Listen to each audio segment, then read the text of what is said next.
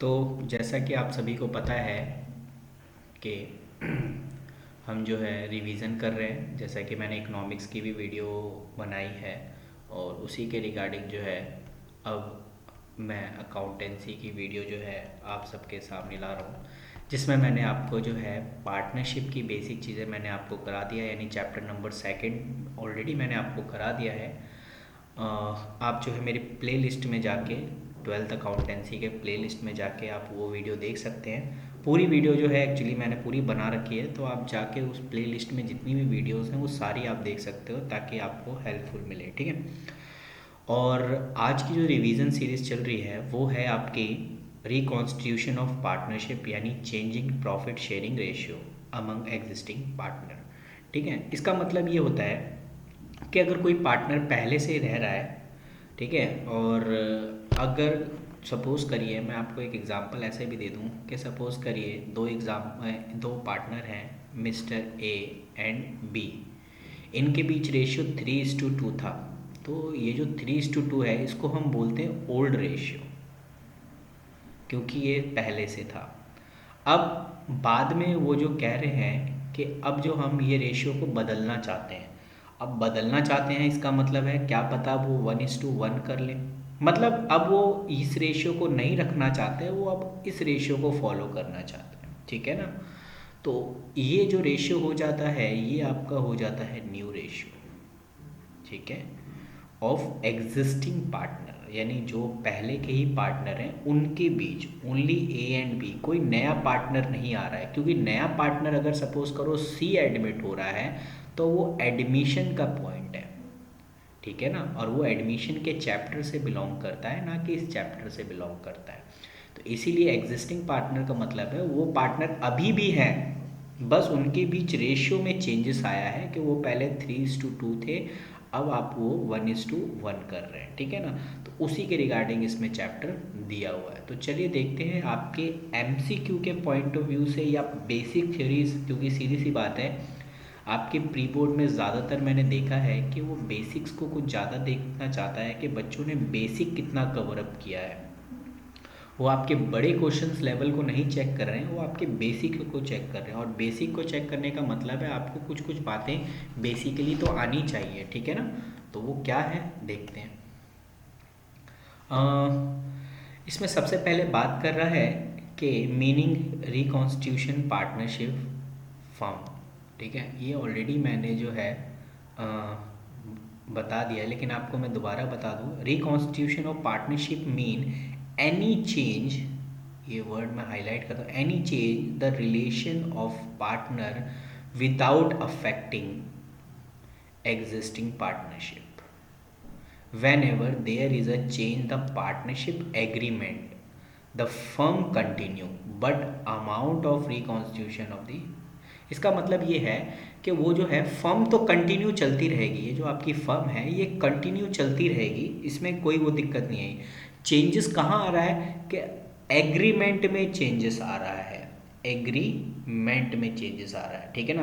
क्या पता है एग्रीमेंट में पहले कुछ और बातें बोली हो और बाद में वो एग्रीमेंट में कुछ चेंजेस आ जाते हैं। जैसे रेशियो का मैंने अभी आपको बोला था कि सपोज़ करो उन्हें एग्रीमेंट में 3:2 रेशियो लिखवाया था, क्या पता वो एग्रीमेंट में चेंज करना चाहते हैं कि वो रेशियोज़ को चेंज करना चाहते हैं, या सैलरी में चेंजेस लाना चाहते हैं कि पहले किसी पार्टनर को सैलरी मिल रहा था, अब क्या सैलरी हो सकता है। तो ये सारी बातें यहाँ लिखी है, एक्चुअली मैं अपने तरफ से कोई गैस नहीं कर रहा, वो यहाँ नीचे लिखा हुआ है, अगर आप देखो कि क्या चेंजेस हो सकते हैं, और यही आपके एग्ज़ाम के पॉइंट ऑफ व्यू से बनते हैं।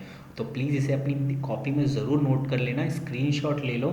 अगर आप एक समझदार, एक कह सकते हैं ना कि एक समझदार स्टूडेंट्स को बताने की ज़रूरत नहीं पड़ती है कि उसे क्या करना है क्या नहीं, वो फटाफट उस चीज़ को क्या कर लेता है, कैप्चर कर लेता। तो आप भी इसका स्क्रीनशॉट लेके इसको फटाफट अपनी कॉपी में लिख लेना, ठीक है ना, वरना फिर आप पछताओगे तो फिर बाद में ये मत कहना, ठीक है ना।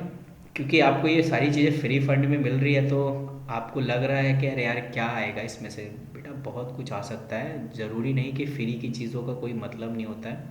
मैं आपको ये चीज़ इसलिए करा रहा हूँ ताकि आपकी बेसिक रिवीजन हो जाए जो आपने कहीं पढ़ा हो।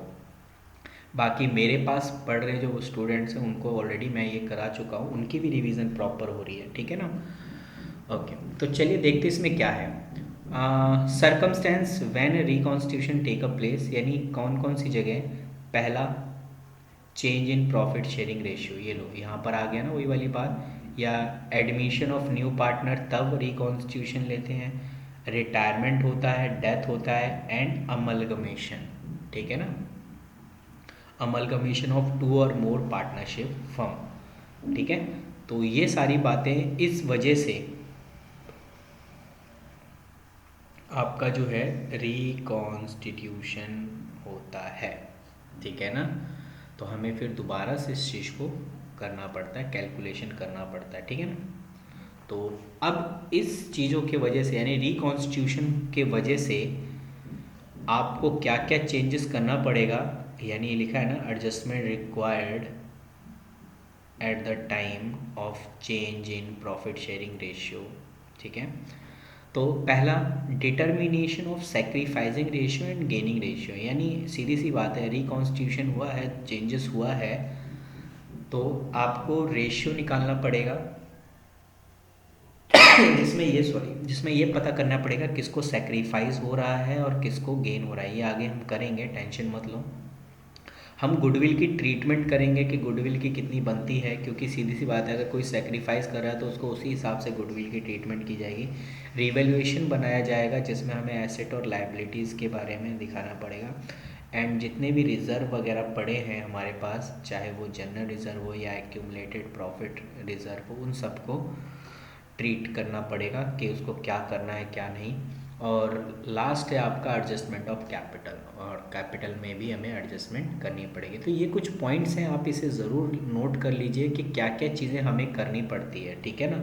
तो आपका ये भी एग्ज़ाम के पॉइंट ऑफ व्यू से बनता है कि जब हमारा रिकॉन्स्टिट्यूशन होता है तो उसमें हमें क्या क्या चीज़ें एक तरीके से कैलकुलेट करनी पड़ती है। तो ये सारी चीज़ें जिन्हें हमें कैलकुलेट करनी पड़ती है, जो कि मैंने आपको बता दिया है, ठीक है। तो आगे क्या है, गुडविल। आइए ज़रा गुडविल के बारे में भी देख लेते हैं कि गुडविल का क्या कहना है इस मामले में। देखिए ज़रा, अगर आप गुडविल को देखोगे, नहीं भाई आ जाओ थोड़ा सा, हाँ। अगर आप गुडविल को देखोगे तो गुडविल कुछ बातें कह रहा है। क्या बातें कह रहा है? गुडविल मीन तो हम जानते हैं कि गुडविल जो होता है, पहली चीज़ 11 से पढ़ते आ रहे हैं, ये इंटेंजिबल एसेट होता है, कोई दिक्कत नहीं, आपसे पूछ सकता है। और ये रहा इसका कैरेक्टरिस्टिक कि it is an intangible assets but not a fixtures asset, ठीक है ना। And it is a compose of variety of element and eligible concern, ये सारी बातें छोड़ो, इस चीज़ से कोई मतलब नहीं है। अच्छा, फिक्चर्स एसेट 11th में आपने पढ़ा है कि नहीं पढ़ा है? अगर आप भूल चुके हो तो मैं बता दूं, फिक्सेस एसेट वो एसेट होती हैं जिनका एक तरह से वो एसेट भी नहीं मानते, हम एक तरह से एक्सपेंस मानते हैं, लेकिन हाँ उसको हम ट्रीट एसेट्स की तरह भी कर सकते हैं, जैसे एडवर्टाइजमेंट। अब एडवर्टाइजमेंट को हम एक्सपेंस भी मानते हैं, लेकिन अगर आपने देखा होगा कि जब हम इसको एडवर्टाइजमेंट करते हैं तो इसका बेनिफिट हम सालों साल लेते हैं। यानी अगर हमने एक बैनर लगाया है, ये बैनर लगा दिया हमने रोड के बाहर, ये आपका रोड है और यहाँ पर मैंने बैनर लगा दिया, इसमें बैनर में जो भी है, अब ये बैनर 2 साल तक भी रखा है, तो इसका मतलब जो भी यहाँ से आने जाने वाले लोग होंगे उसका बेनिफिट, यानी उनको पता चलेगा हमारे इस शॉप के बारे में, किसी चीज़ के बारे में। तो ये क्या एक एसेट ही तो है जिनका हम एडवांटेज ले रहे हैं या जिनका हम इस्तेमाल कर रहे जा रहे हैं, और जिससे हमें ये होगा कि हमारा जो है एक एडवर्टाइजमेंट हो रहा है, तो गुडविल भी एक तरह से मार्केट में बनेगी। तो इसीलिए जो है इसको फिक्चर्स एसेट कहा जाता है। होता एक्चुअली में ये एक्सपेंस है, बट हम इसको फिक्चर्स एसेट। तो ये कह रहा है गुडविल जो है ये एक इंटेंजिबल है, ना कि फिक्चर्स है, ठीक है ना। तो ये चीज़ आपको समझ में आ गई होगी क्लियरली, ओके। और दूसरा क्या कह रहा है गुडविल के बारे में, अगर हम करें तो गुडविल के बारे में क्या कह रहा है कि गुडविल में be defined as the value of reputation of firm. शुरू से ही हमें पता है या पढ़ाया गया है, गुडविल का मतलब होता है एक reputation of the firm in respect of profit expected, ठीक है ना। ओब्वियसली अगर आपकी कंपनी ज़्यादा रेपुटेशन है या रेपुटेड है तो सीधी सी बात है उसको प्रॉफिट भी ज़्यादा होगा। जैसे हम देखते हैं ना, बड़े नाम, गिने चुने नाम अगर मार्केट में हो, टाटा या वो, तो हमें पता चल जाता है यार टाटा का ये बहुत ही बढ़िया कंपनी, क्यों? उसकी रेपुटेशन है मार्केट में और उसके रिगार्डिंग उसको प्रॉफिट भी हो रहा है, ठीक है। जैसे जियो है ये, तो ये सारे किसकी वजह से हो रहे हैं, उसके रेपुटेशन की वजह से सेल हाई होगा, और सेल हाई होगा तो अर्निंग हाई, प्रॉफिट होगा, ठीक है ना।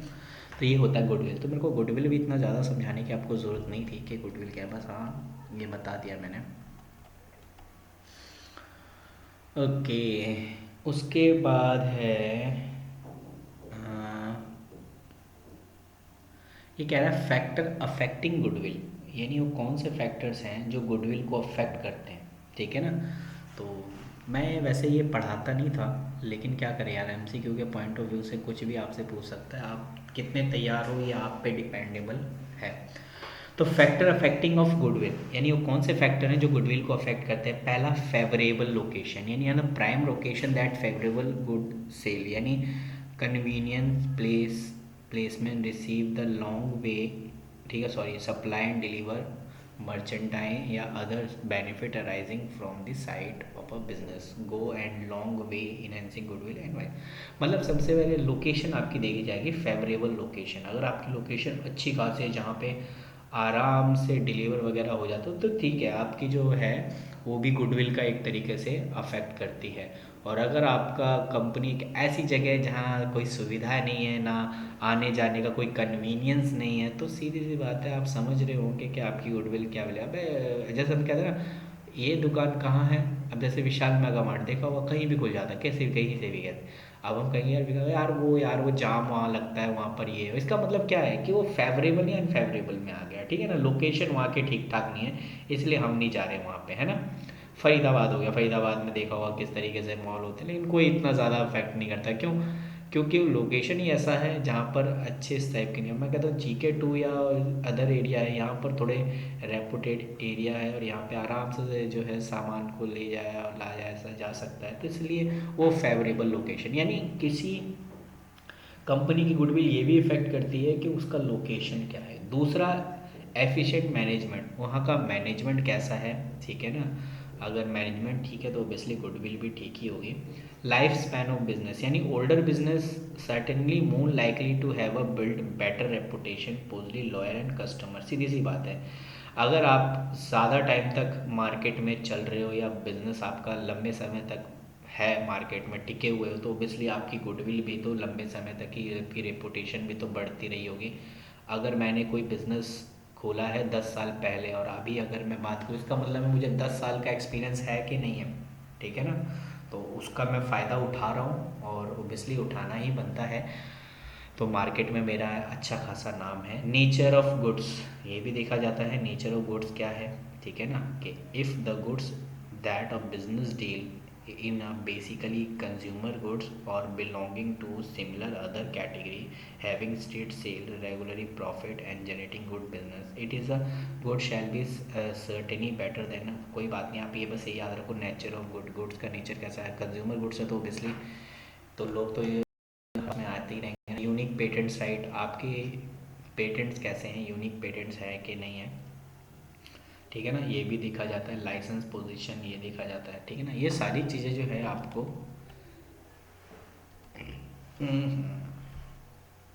ओके। अब अगला है, ये सारी चीज़ें आप देख लेना, वो सिर्फ हेडिंग हेडिंग आपने लिखना है कॉपी में, ठीक है ना, और कुछ नहीं लिखना। हेडिंग हेडिंग आप लिख लो, आपका काम चल जाएगा। काइंड्स ऑफ गुडविल, ये है आपका थोड़ा सा इम्पोर्टेंट डाल देता हूँ वो, ठीक है ना, ये आपका इम्पोर्टेंट है, जिसमें दो टाइप्स की गुडविल को क्लासीफाई किया है। एक तो है परचेज ऑफ गुडविल और एक होता है सेल्फ जनरेटेड गुडविल। एग्जाम में पूछ सकता है परचेज गुडविल क्या होती है। It is obtained by marketing a payment in money and money worth when a business is purchased. The difference between purchase consideration net asset liability and purchase goodwill, ठीक है ना। मतलब ये कह रहा है कि एक तो हम गुडविल परचेज कर सकते हैं, दूसरा सेल्फ जनरेट गुडविल होता है, ठीक है ना।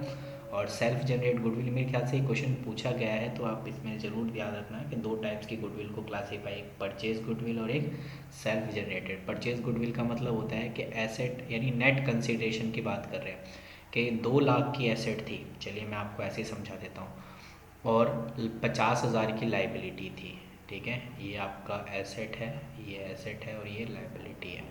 तो अगर देखा जाए तो उस बंदे को मुझे 1,50,000 पेमेंट करना है, क्योंकि 50,000 की लाइबिलिटी थी वो तो, ठीक है। तो इसका मतलब मुझे टोटल 150 देना है, लेकिन मैंने उसे 3 लाख रुपए दिए, यानी डबल अमाउंट दिया, जो 3 लाख दिए ना, इसमें से 1,50,000 एज अ गुडविल दिए है मैंने, यानी 1,50,000 गुडविल के दिए हैं और रिमेनिंग जो बचे 1,50,000 उस चीज़ के दिए हैं जो मेरे पास एसेट्स पड़े हुए थे।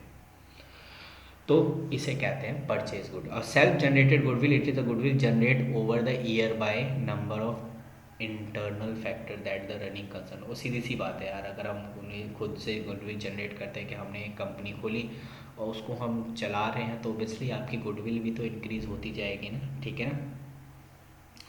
तो ये चीज़ है सेल्फ जनरेटेड गुडविल, और इसे एज 26 के अकॉर्डिंग, एज पर 26 के अकॉर्डिंग लिखा जाता है, ठीक है ना। तो प्लीज़ आप ये 2 पॉइंट्स को ज़रूर आप अपनी कॉपी में नोट कर लें, और जो कि इम्पॉर्टेंट है, ठीक है ना। तो खैर ये भी आपका काम हो चुका है। आप देखते हैं और क्या है आपका। हाँ, हमें गुडविल की वैल्यू क्यों कैलकुलेट करनी चाहिए, ठीक है ना। ये आपका एक बन जाता है कि need for valuation of goodwill, क्यों हमें इसकी ज़रूरत है। तो कुछ सर्कमस्टेंस क्या है। पहला, when there is a change profit sharing ratio of existing partner. अगर आप प्रॉफिट शेयरिंग रेशियो चेंज कर रहे हैं अपने पार्टनर में, तो आपको फिर गुडविल कैलकुलेट करना पड़ेगा, उसकी वैल्यू हमें फाइंड करनी पड़ेगी। दूसरा, कोई नया पार्टनर एडमिट हो रहा है तब हमें उसकी कैलकुलेशन करनी पड़ेगी, या कोई रिटायर होके जा रहा है या मर जा रहा है पार्टनर कोई, तो उस केस में करनी पड़ेगी। या पार्टनरशिप फर्म इज़ सोल्ड, यानी सीधी सी बात है, सोल्ड कर रहे हो अगर आप पार्टनरशिप फर्म को, तो भी हमें कैलकुलेट करनी पड़ेगी। और when the firm amalgamate with another firm, यानी अमलगमेशन का मतलब होता है ये दो मिलकर, ये कंपनी ए है, ये कंपनी बी है, दोनों अब जो है कंपनी मिलकर ए बी कंपनी हो गई, यानी एक कंपनी हो गई ये दोनों मिलकर, इसी को कहते हैं अमलगमेशन, ठीक है ना। तो कन्फ्यूज़न ना हो, इसीलिए मैंने आपको ये बता दिया है कि अमलगमेशन होता क्या चीज़ है, ठीक है ना। चलिए और आगे देखते हैं और क्या हमें थ्योरिकली बेसिक पढ़ना चाहिए, क्योंकि हम करेंगे, वो भी करेंगे, ठीक है ना। आपको रेशियोज़ भी मैं आपको कराऊंगा, तो खैर इतना आपने घबराने की ज़रूरत नहीं है। उसके बाद हमारा ये है आपका मेथड जो हम करेंगे। तो हमारे पास जो मेथड्स हैं अगर गुडविल की कैलकुलेशन करने के लिए, एक है एवरेज प्रॉफिट मेथड, एक है सुपर प्रॉफिट मेथड, एक है कैपिटलाइजेशन मेथड, ठीक है ना। एवरेज प्रॉफिट मेथड में 2 टाइप्स के, एक तो सिंपल एवरेज मेथड है और एक वेटेड एवरेज मेथड है, ठीक है। सुपर प्रॉफिट में कोई पार्ट नहीं है, वो अकेला ये बनता है, इसका मतलब ये इसमें कोई चीज़ नहीं है। हाँ, कैपिटलाइज मेथड में हम 2 तरीके से निकाल सकते हैं, एक तो एवरेज के बेस पे निकाल सकते हैं और एक सुपर के बेस पे निकाल सकते हैं, ठीक है। ये तो इसका मतलब ये है, एक तो एवरेज प्रॉफिट मेथड के अंदर 2 मेथड आ जाते हैं और एक कैपिटलाइजेशन मेथड के अंदर 2 मेथड आ जाते हैं, ठीक है ना। और आपको, मुझे ऐसा क्यों लग रहा है कि आपके एग्ज़ाम के पॉइंट ऑफ व्यू से इम्पॉर्टेंट है और ये ज़रूर आएगा, चाहे वो एवरेज निकालने का हो या वेटेड का हो, किसी का भी हो, कहीं ना कहीं इसमें से तो कुछ ना कुछ तो फल देगा। और जो मैंने अभी आपको थ्योरिकल पार्ट ऊपर पढ़ाया तो ऑब्वियसली वो भी कहीं ना कहीं आपके एग्ज़ाम में बनता है, ठीक है। तो चलिए देखते हैं हमें कैसे इसे कैलकुलेट करना है। ये आपका सबसे पहला है, हाँ, पहले मेथड का नाम है एवरेज प्रॉफिट मेथड, जिसको हम सिंपल बोलते हैं। यानी अगर आपने ऊपर देखा होगा, ये है ना आपका ये वाला, अभी हम इस वाले मेथड के बारे में पढ़ रहे हैं। तो एवरेज प्रॉफिट निकालने का मेथड आपको वैसे भी पता होगा, मैं ऐसे भी समझा दूँ आपको कि इसमें आपको एग्जांपल दे रखा है क्या, वेटेड भी दिया है, एग्जांपल दे दे तो ठीक है था। अरे भाई साहब, मुझे ये दो पार्ट में वीडियो बनानी पड़ेगी लग रहा है। खैर कोई बात नहीं, लेकिन अगर मैं आपको इतना डीपली बता रहा हूँ तो ओबियसली 2 पार्ट भी बने तो कोई दिक्कत नहीं, हम इसे करेंगे ताकि हम इसे अच्छे से समझ सकें, ठीक है ना। तो चलिए पहले सिंपल मेथड के बारे में बता देता हूँ कि सिंपल एवरेज मेथड का फॉर्मूला यूज़ कब करते हैं। जैसे पहला है, इसका फॉर्मूला क्या है, average profit equals to total actual profit and number of year. Suppose करिए मैं यहाँ पर लिख देता हूँ, ऐसा कोई दिक्कत नहीं है, मैं यहाँ पे क्वेश्चन लिख देता हूँ कि 2011 में जो प्रॉफिट हुआ वो हुआ 5,000, 2012 में प्रॉफिट हुआ 6,000, 2013 13 में प्रॉफिट हुआ अगेन 5000, तो बोला एवरेज निकालिए। तो फॉर्मूला बड़ा सिंपल सा है, इन सभी को जोड़ दो, प्रॉफिट को 5000 प्लस 6000 और प्लस 5000 और डिवाइड कर दो जितने साल का है, 1 2 3 ईयर, ठीक है। तो आपका आंसर आ जाएगा, ठीक है ना, इतना कुछ घबराने की ज़रूरत नहीं है, ठीक है। और जैसे ही आपका ये एवरेज प्रॉफिट निकल के आ जाएगा, जैसे अभी हमने कहा 16,000 डिवाइड बाय 3 है, तो 16,000 डिवाइड बाय 3 जो भी वैल्यू आएगी, तो हम उससे गुडविल निकाल सकते हैं। ये है गुडविल निकालने का फॉर्मूला, कि जैसे ही आपका एवरेज प्रॉफिट निकल के आ जाएगा, ये आपकी गुडविल आ गई, ठीक है। और ये है आपका गुडविल निकालने का formula, goodwill equals to average profit into number of year purchase. ये क्वेश्चन में गिवन होगा, ये आपका गिवन होगा, ठीक है। बस क्या करना है, एवरेज प्रॉफिट ये जो अभी आपने निकाला है यहाँ से, ये आप कैलकुलेट करके, और नंबर ऑफ़ ईयर क्वेश्चन में गिवन होगा, बस मल्टीप्लाई कर दो। अगर मैं कहता हूँ नंबर ऑफ़ ईयर परचेजेस आपका 4 है, और आपने अभी एवरेज प्रॉफिट निकाला है 4500, मैं एक ले लेता हूँ, मुझे नहीं पता उसमें क्या निकल के आएगा। तो अगर मैं गुडविल निकालना चाहूँ तो 4 से मल्टीप्लाई कर दूंगा, तो मेरा आ गया भाई 18,000, ये मेरी गुडविल बन जाएगी, ठीक है। तो ये मेरी गुडविल, और ये गुडविल किसी एक पार्टनर की नहीं है, ये गुडविल जो है ये फर्म की गुडविल है। ये किसकी गुडविल है? फर्म की गुडविल है, ठीक है ना। जिसको हम फर्म की गुडविल बोलेंगे, ना कि किसी पार्टनर की गुडविल।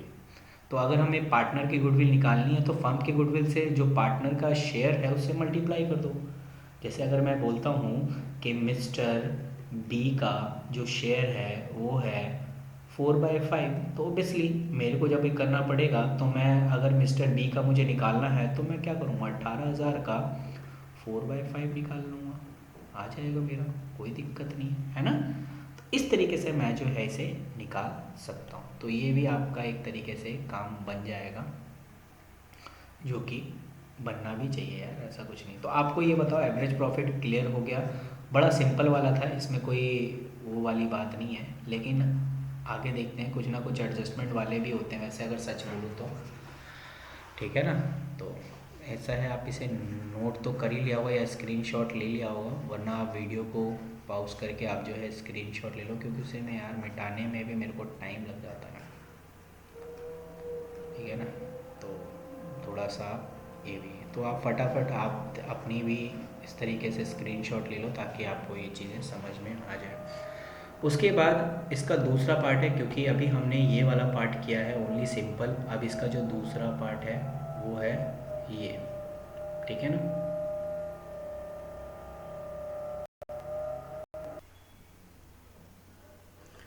सॉरी फॉर थोड़ा वॉइस की जो है प्रॉब्लम आ रही होगी, आपने देखा भी होगा। सामने वाले में काम चल रहा है यार थोड़ा सा, इसलिए वॉइस की दिक्कत होगी, बट खैर कोई बात नहीं। आपको मैं ज़्यादा वीडियो लंबी नहीं करवाऊँगा, ओनली 30 मिनट की काफ़ी है। आप 30 मिनट की वीडियो देखें और आपको सारा तो नहीं समझ में आएगा, इसका दूसरा पार्ट भी मुझे बनाना पड़ेगा, ठीक है ना। तो देखते हैं क्या है। अब चलिए दूसरा इसका देखते हैं, वेटेड एवरेज प्रॉफिट मेथड। तो वेटेड एवरेज प्रॉफिट मेथड में हम करते क्या है यार, इसमें भी कोई सिंपल सा ही है, इतना कुछ खास नहीं है, ठीक है ना। वेटेड एवरेज प्रॉफिट में हम, जैसे हम क्वेश्चन में ना वेटेड दिया होगा, मैं अगर आपको ऐसे समझा दूँ कि वेटेड कैसे करते हैं, क्वेश्चन में प्रॉफिट भी दिया होगा, आप अपनी बुक में भी आप ओपन करके देख सकते हो। आप अपनी बुक में जब ओपन करोगे ना, तो आपको इधर सपोज़ करो ये ईयर है और प्रॉफिट दिया होगा, ये सपोज़ करो ये है आपका प्रॉफिट का कॉलम, और यहाँ आपका वेटेड का कॉलम। तो जैसे प्रॉफिट आपका 20,000 दिया हुआ है और वेटेड दिया होगा 3, ये भी गिवन होगा, ठीक है ना, ये भी गिवन होगा और ये भी गिवन होगा। आप इसे मल्टीप्लाई कर दो, 20 इंटू 3 कितना हो जाएगा, 60,000, ठीक है ना। उसके बाद नेक्स्ट प्रॉफिट 10,000 दिया है, इसका वेटेड है 4, तो ये हो जाएगा 40,000, और टोटल को जोड़ देंगे तो ये हो जाएगा 1 लाख, है ना। तो ये 1 लाख आपका आ गया टोटल वेटेड, डिवाइडेड बाय हम क्या करेंगे, इसके टोटल को करेंगे, ना कि ईयर को। फॉर्मूला कहीं लिखा है क्या इसका? नहीं, ये रहा।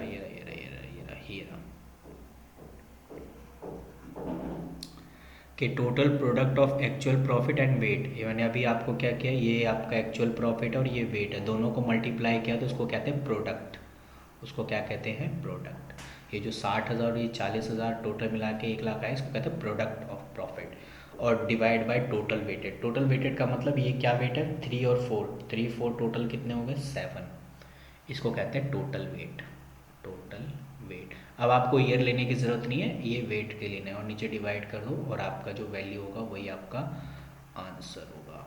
और जैसे ही आपका वेटेड एवरेज प्रॉफिट आ गया, देन आप जो है गुडविल निकाल सकते हो। वेटेड एवरेज प्रॉफिट अभी आपने निकाल लिया है, number of year purchases question में गिवन होगा, और आप बस उसको मल्टीप्लाई कर लो। जैसे अगर मैं यहाँ पर निकालने को, जैसे 33,000 अगर यहाँ पर आता है,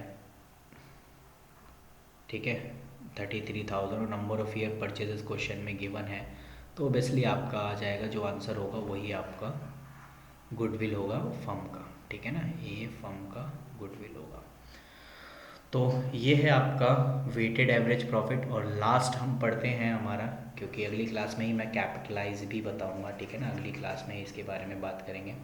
अभी तो फ़िलहाल हम इसकी, ओके, तो चलिए देखते हैं इसका सुपर प्रॉफिट। तो बहुत ही ज़्यादा इजी है, ठीक है ना, क्या पता पेपर में आपके सुपर प्रॉफिट ही मेथड आ जाए। इजी नहीं, मतलब कह सकते हैं कि इसमें आपको ज़्यादा कैलकुलेशन करने की ज़रूरत नहीं होगी। टाइम के अकॉर्डिंग देखा जाए तो ओबियसली ये क्वेश्चन आपके एग्ज़ाम के पॉइंट ऑफ व्यू से बनता है। सुपर प्रॉफिट, अब एक्चुअली में सुपर प्रॉफिट क्या होता है, देखो सुपर प्रॉफिट का मतलब होता है जब कोई इंसान नॉर्मल प्रॉफिट से ज़्यादा कमाता है एकदम से, ये लिखा भी है यहाँ पर, आपसे अगर सुपर प्रॉफिट बोले सुपर प्रॉफिट का मतलब क्या है, तो सब बोल देना कि भाई जब हम नॉर्मल प्रॉफिट से ज़्यादा कमाते हैं, ठीक है ना, तो वो हमारा क्या होता है, सुपर प्रॉफिट होता है। जैसे सपोज करो मेरा, मुझे पता है हर साल मेरे को जो है 3 करोड़ का एक तरीके से प्रॉफिट होता है, 3 करोड़ का प्रॉफिट होता है हर साल, ठीक है ना, एवरेज है ये मेरा, ठीक है, 2 साल भी हो। एकदम से क्या हुआ, सडनली मेरा जो है 4 यानी 4.5 करोड़ का प्रॉफिट हो गया suddenly, excess of normal profit, यानी 1.5 करोड़ मेरे को जो है एक्सेस प्रॉफिट हुआ। तो ये जो मेरा एक्सेस प्रॉफिट है, इसे ही हम बोलते हैं सुपर प्रॉफिट। यानी सिंपल सी बात करें, सपोज करो मुझे पता है मेरी हर महीने सैलरी 20,000 है, ठीक है ना, लेकिन क्या होता है ना, किसी टाइम जैसे मैंने अच्छा काम किया तो मुझे जो है बॉस मुझे क्या देता है, बोनस। वो जो बोनस होता है ना, समझ कर लो, वही एक तरीके का क्या है, सुपर प्रॉफिट है, कि एकदम से आपको एक्सेस से ज़्यादा, मतलब आपकी जो नॉर्मल सैलरी थी उससे आपको ज़्यादा मिल रहा है, तो जितना ज़्यादा मिला वही आपका क्या है, सुपर प्रॉफिट है। तो आप इसको लिख लेना, ठीक है ना, कॉपी में, कि सुपर प्रॉफिट यहाँ से मैंने मार्क किया है ना, सुपर प्रॉफिट से लेके नॉर्मल प्रॉफिट, ठीक है ना, तो आपको ये चीज़ समझ में आ जाएगी। इसका फॉर्मूला देख लेते हैं फटाक से, और हमारा ये 2 रेशियो हमारा कंप्लीट हो जाएगा। ये है आपका फॉर्मूला, ठीक है ना, फॉर्मूले में हमें सुपर प्रॉफिट का फॉर्मूला ये है। आप ध्यान से इस फॉर्मूले को याद कर लो, क्योंकि क्या पता आपके एमसीक्यू में ये फॉर्मूला दिया हुआ हो और आपसे बोले सुपर प्रॉफिट फार्मूला क्या है, उसमें लिखा होगा normal profit minus average profit या average profit minus normal profit. याद रखना, हमेशा एवरेज प्रॉफिट में से नॉर्मल प्रॉफिट माइनस होता है, ठीक है ना। और एवरेज प्रॉफिट कैसे निकलता है, अभी हमने ऊपर निकालना सीखा है, और अगर दिया होगा क्वेश्चन में तो और बढ़िया है, और मेरे ख्याल से क्वेश्चन में दिया हो तो वो ज़्यादा बेटर है। हाँ, नॉर्मल प्रॉफिट आप निकाल सकते हो, जिसका फॉर्मूला ये दिया हुआ है। नॉर्मल प्रॉफिट निकालने का फॉर्मूला है, ये रेट क्वेश्चन में गिवन होगा, ये आपका गिवन होगा क्वेश्चन में रेट, जैसे 10%, 15%, 5%, ये ना क्वेश्चन में दिया हुआ होगा, ठीक है ना। तो जब ये क्वेश्चन में दिया हुआ होगा ना, बस आपने क्या करना है, कैपिटल एम्प्लॉयड। अब ये कैपिटल एम्प्लॉयड का मतलब क्या, अगर कैपिटल एम्प्लॉयड की जगह कुछ ऐसा लिखा हो, नेट कैपिटल या नेट वर्थ, ठीक है, या इसकी जगह नेट एसेट लिखा हो, तो इसी पे आप जो है नॉर्मल प्रॉफिट निकाल सकते हैं। जैसे सपोज करो मैं यहाँ पर लिख देता हूँ, सपोज करो यहाँ लिखा है नेट एसेट, आपको क्वेश्चन में लिखा हुआ है नेट एसेट जो है वो 5 लाख है, ठीक है। और रेट आपको गिवन है, रेट आपको गिवन है 10%। तो आपका जो नॉर्मल प्रॉफिट आया वो कितना आएगा, 5 लाख का, 5 लाख का 10%, 5 लाख का 10%, तो 5 लाख का आपका हो गया 50,000। ये मेरा नॉर्मल प्रॉफिट है, ये मेरा जो है क्या निकल के आ गया, normal profit. Average profit question में गिवन होगा, या आप उसे भी निकाल सकते हो, जैसे मैंने अभी आपको ऊपर बताया है कि जितने साल का प्रॉफिट हो और नंबर ऑफ ईयर डिवाइड कर दो, आपका एवरेज प्रॉफिट आ जाएगा। जैसे ही एवरेज प्रॉफिट आता है उसको, उसमें से आप नॉर्मल प्रॉफिट माइनस कर दो, आपका क्या आ जाएगा, सुपर प्रॉफिट आ जाएगा। और जैसे ही आपका ये सुपर प्रॉफिट आ गया तो भाई गुडविल आप निकाल सकते हो कि सुपर प्रॉफिट इनटू में नंबर ऑफ ईयर परचेज। देखो यहाँ पर लिखा भी है कैपिटल एम्प्लॉयड को हम कैसे कैलकुलेट करते हैं, वेरी इंपॉर्टेंट है, इसे लिख लो, इम्पॉर्टेंट है, ठीक है ना। एक तो लायबिलिटी अप्रोचेस है और एक एसेट अप्रोचेस है, ठीक है ना। तो प्लीज़ इसे अपनी कॉपी में नोट डाउन कर लो कि अगर लायबिलिटी अप्रोचेस में है तो कैपिटल, रिजर्व और उसमें से फिक्चर्स एसेट माइनस करना है, या नॉन ट्रेड इन्वेस्टमेंट अगर क्वेश्चन में दिया हो तो माइनस करना, तो जो निकल के आएगा वो आपका कैपिटल एम्प्लॉयड होगा। और दूसरा एसेट अप्रोच में टोटल एसेट में से, जिसमें टोटल एसेट में आपको क्या क्या नहीं लेना है, गुडविल नहीं लेना है, फिक्चर्स एसेट नहीं लेना है, और ट्रेड इन्वेस्टमेंट, क्योंकि ट्रेड इन्वेस्टमेंट को हमें हटाना है। देखो ये तो ऊपर से पहले से ही हटा हुआ है, तो आपको यहाँ पर भी नहीं लेना है, ठीक है ना। ये चीज़ें आपको नहीं लेनी, इसलिए यहाँ पे लिखा है एक्सेप्ट। और उसमें से माइनस करना है आउटसाइडर, यहाँ देखो माइनस का साइन है ना, माइनस आउटसाइडर लायबिलिटी। तो ये है आपका सुपर प्रॉफिट का, यानी ये मैंने आपको कुछ कराए हैं। और जहाँ तक मुझे लगता है कि शायद आपको थोड़ा बहुत भी अगर समझ में आया है तो मैं समझूंगा कि ये मेरी वीडियो जो है सक्सेस है आप सभी के लिए, ताकि आपको ये चीज़ें समझ में आई हैं, ठीक है ना। तो आप इसकी तैयारी अब आप करें, थोड़ा थोड़ा मैं आपको देता रहूँगा, डेली डेली आपको डोज, ताकि आपकी रिवीजन भी अच्छे खासा और अच्छे मार्क्स लाने हैं आपने एग्ज़ाम में, ठीक है ना। फ़ायदा उठाइए, बहुत इजी एग्ज़ाम होगा तो आप उसका फ़ायदा उठाइए, ठीक है। चलिए मिलते हैं आपसे अगली क्लास में, अगली वीडियो में, ठीक है ना। तब तक के लिए आप अपना ख्याल रखिए, all the best, and practice करते रहिए। और अगर आप नए हो तो यार चैनल को सब्सक्राइब करना ना भूलें, मज़ा आता है अगर आपको, तो ओबियसली थोड़ा सा अप्रिशिएट भी करिए, ठीक है ना। चलिए, टेक केयर।